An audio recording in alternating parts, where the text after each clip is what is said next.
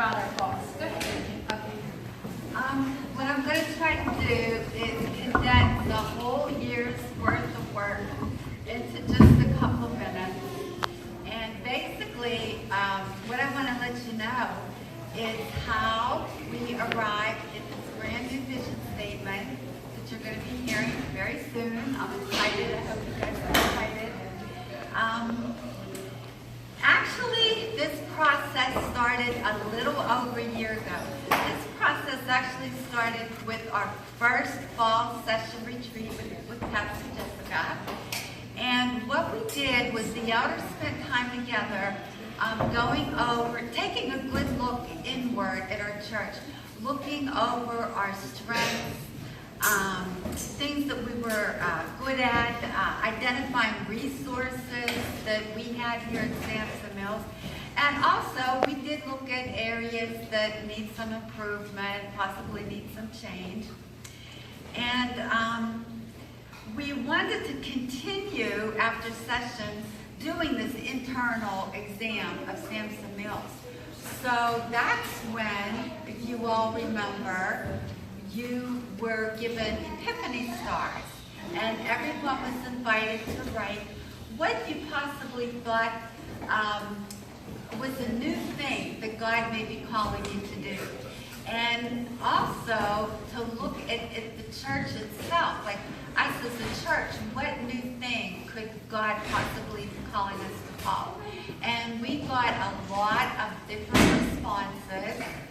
And I want you to know that we made a list of all those responses, and the elders actually kept that list all year long and prayed over that list of responses that we got from all of you. Next came the process of looking outwards. We wanted to look around and see who are our neighbors, who are the neighbors of Sampson Mills. We started to look around. This process actually took the entire summer. Part of the process was having the Food Truck Fridays. A lot of people participated in that. We had a good outcome of people come to see that.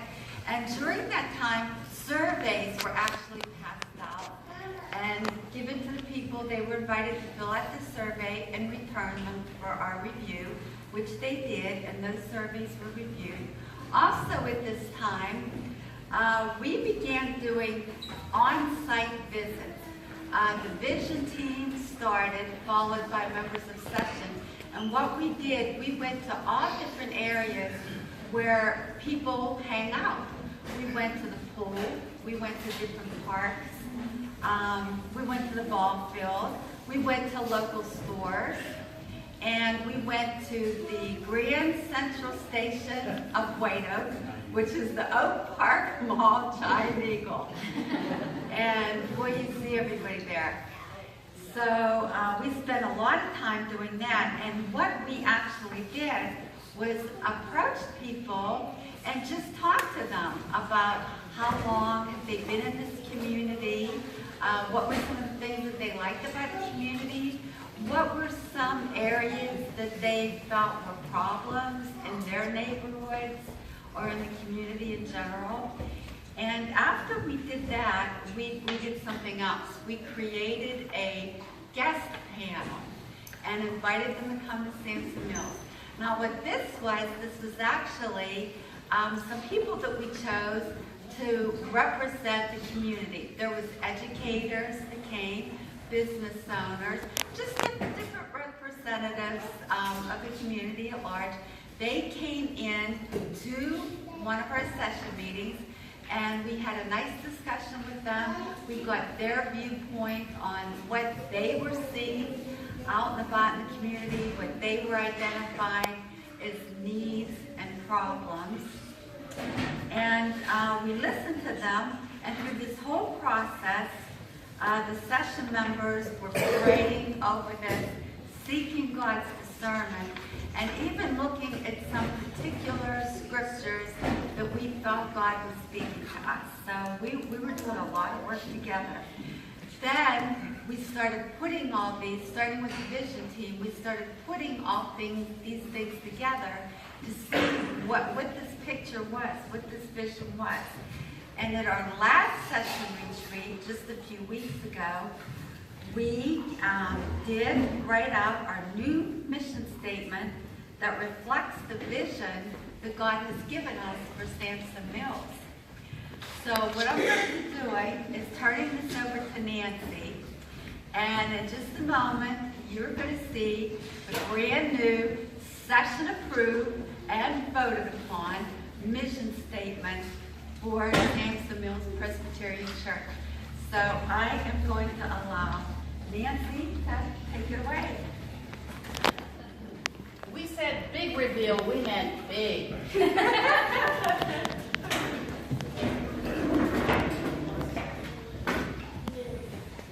Okay, I expect to see gasps.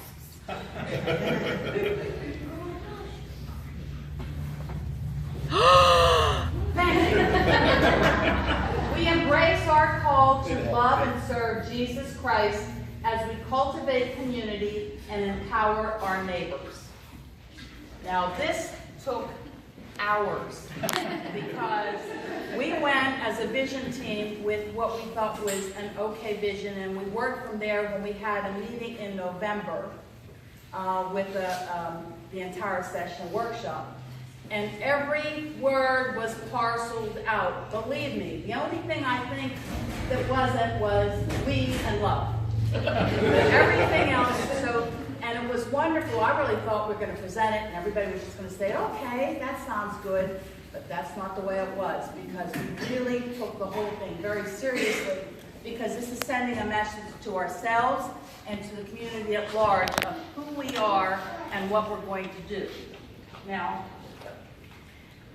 all the things on there should not be a surprise to anybody, because if you remember way back when we did the church assessment, one of the things on the assessment that people said they wanted was more involvement with the community and more involvement with other religious organizations within the community, which is what we have done before we even came up. So the mission statement is nothing new, it's just put in different kind of words in a different order. So I want to talk about the community involvement that we've had so far. For years, we've been serving the community with the food bank.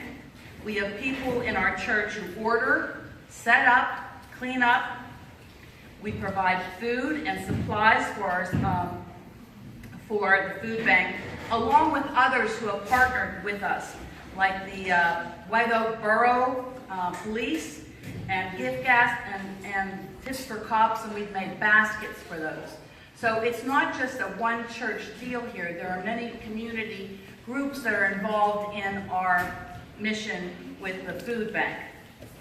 We provide food, cook and serve 4 hot meals 4 times a year at Sunshine Kitchen on Evans Avenue on a Monday evening. They serve every Monday, and there's churches you can either serve, you can either bring the food, you can do everything, but we decided to do everything. And it's very rewarding, because there are lots of kids that come in. It's much different than the Salvation Army food bank, not food bank, their food service. Mostly down there, it's just single people. But at the Evans Avenue, you'll see people come in that have 4 and 5 kids, and they're very appreciative.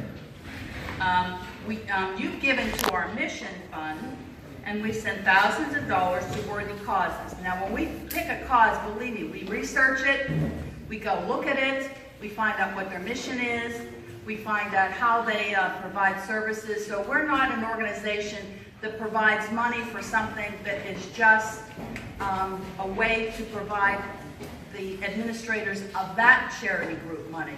And if anybody ever wants to find out anything, look at charitynavigators.com, and you'll be surprised how little money some organizations really use for their programs.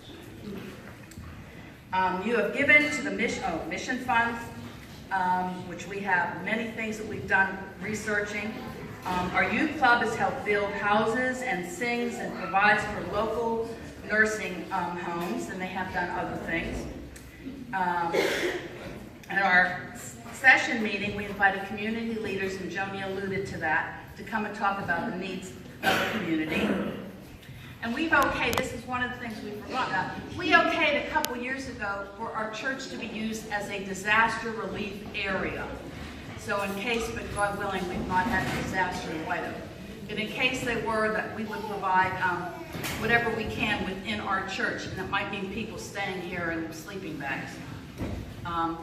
And I forgot about this until it was in my bulletin today about White Christmas. White Christmas provides, through the Salvation Army, a nice Christmas for a whole family. And that means, like usually at the Salvation Army, we give toys to kids, but if there's especially a needy family, an organization will adopt them and provide something for every member of the family. And it's amazing when you ask, when you think you might have somebody that would be eligible for an adoptive family, because I go down there and sign people up, that the women are like, no one's ever asked me what I wanted. It's really, sometimes you have to like turn your head because you got a little tear in your eye. Okay, so those are the things that we have done already that shows that we're interested in our community. We feel that we are a part of our community because with Pastor Jessica leading and coordinating our interfaith services that we had on Thanksgiving, with many clergy participating. I mean, that's something that you don't see in a lot of communities. We also recently, with Pastor Jessica creating this, was a memorial for Squirrel Hill Synagogue. And there were members from the community, there were political leaders, and there were also lots of clergy here. We even had one of the Allegheny County Commissioners come to that. We sponsored a community forum for leaders from school, from social groups, to meet face to face to see what your organization does and start to see like what are some things that we can do together. And we have called people to our church by providing a food truck Friday, which was much more successful than we ever dreamed. So those are the things that we have done before we wrote the vision statement, because those reflect what is in the vision statement. So our mission statement is not a new idea. It's Sampson Mills expressing to each other and the world our beliefs and our commitment to honor and serve the teachings of Christ.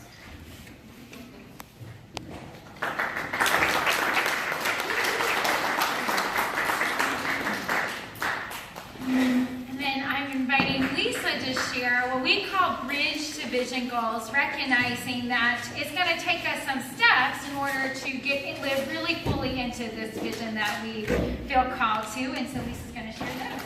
And as she does, we are going to pass out your very own vision statement and bridge goals to take home with you. Don't ever say I didn't give you anything. What? So I'm here to fill in for George, who conveniently is not here this week. Originally, we had planned to have the big reveal on November 15th, but there was a conflict with somebody, and that was George's vacation. And then when we moved it, we moved his vacation to today. Very convenient. I checked with his travel agent. That's not true. I'll make it up. So I have 3 bridge goals, and I have 3 jokes. So to start it off, we're going to do a joke, and then we're going to do the bridge goal to just sort of ease it in there. Because now we have this magnificent, long-awaited new vision that took time. And, I mean, you think, what are we going to do with this? Are we just going to keep it on a plaque, maybe make a t-shirt, pass it little papers, put it in our bulletins? What are we going to do with it? That's the key, now that we've done all this work, to do something with this vision. We're not just going to sit on our butts with it. We're going to do something with it. To get us there, we have to build a bridge across this ravine to get to the other side. Just, if any of you were there, it made me think of when the rabbi talked about, I think it was in Peru, the villages that lived on the other side of mountains had to build a bridge out of straw every year, and that's how they got back and forth. So that's what we're going to do. So our first bridge goal is restructuring our ministry teams and the staff to reflect the service of our new vision. So right now, I'm not on that team on session, so we haven't had a lot of time quite yet to know precisely where we are going with that. But we will be spending much time in session. We have had long session meetings, and we will have more to come as we figure out how this restructuring will happen to reflect our new vision. So my first joke is, what did the one snowman say to the other snowman? Smells like carrots.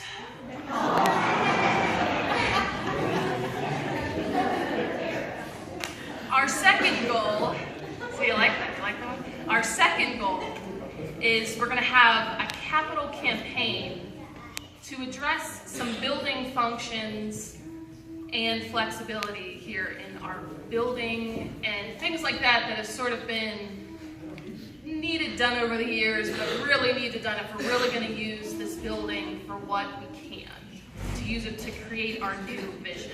And so, don't worry, you'll be hearing more about that from me because I'm on the capital campaign. I'm so excited to be on the capital campaign, so, you know. I'll take any donations tonight, don't worry. If you have any donations you want to give towards our capital campaign. So my second joke is, you know, I really love how the earth rotates.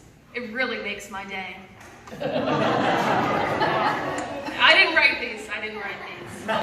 And then our third, well, we don't really call it third. It's not like we're necessarily going to be working, okay, we're going to do one first, and then we're going to do second, we're going to do third. They're all going to be work on simultaneously, is we're going to explore new outreach ministries for children and seniors in our community. So that's another one I'm not on. So there will be more things with that. So, you know, I had a really great boomerang joke. It'll come back to me. Oh, yeah, I like that one too. So I'm not taking any questions other than donations for our capital campaign. Those you will discuss at your table, so I will give it off to Can I just say one thing? Speaking of donations, there's a basket on the table if you would like to make a free will offering to cover the lunch. Thank you, Nancy. Yes, so there, if you would like to help support the lunch today, we give thanks to that. There's a free will offering for that. So yeah, so that's a lot of information. We came today with a new vision. And our vision, and here's what I want you to do. In my newsletter article that I may now delay until after this, is that I want you to practice saying that vision statement. We embrace our call to love and serve Jesus Christ as we cultivate community and empower our neighbors. Try it on. Look at the world around you with those kind of lenses. Look at the church within and without, and see how that might impact the way that you see our ministry, as well as the mission field in which we have been planted in this community. And then to think about these bridge goals. And yeah, they are pretty big things. Restructuring, developing a capital campaign, exploring new ministry initiatives. And we recognize that, and so there's 3 different work groups, and all of our session meetings from here on out will be devoted about half of the time, like we had been devoting to our vision statement, visioning, is going to be about working on these goals.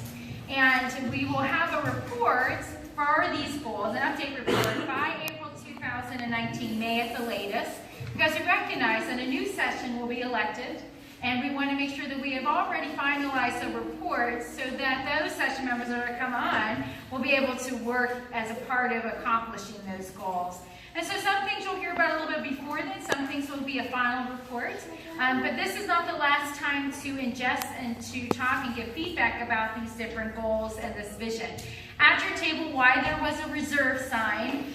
There wasn't like Moses, like when you're in Passover, you leave a chair for Moses to come.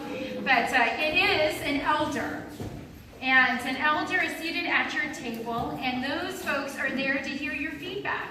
What do you think about this? What challenges you? What inspires you?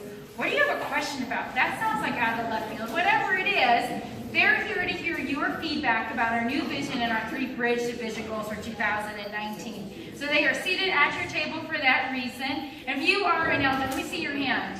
Raise it up, proud.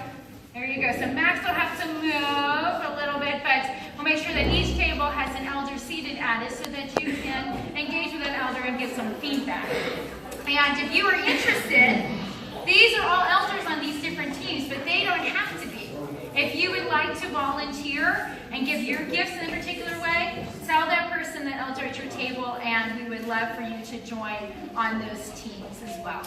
So with all of that, I invite your conversation and your discussion. Before that, I'm going to invite a time of Thanksgiving. So thank you to the elders for helping to host us. Thank you to Bob and the fellowship team, Val and Sandy and Joni and Ben for helping to provide for our meal. Nancy for cooking all of that pulled pork. And all of the fixings for today, the soup from the fellowship team, we give thanks. And in Youth Club, what we do is that we give a round of applause, which means literally a round of applause. So enjoy some conversation, and I'll be checking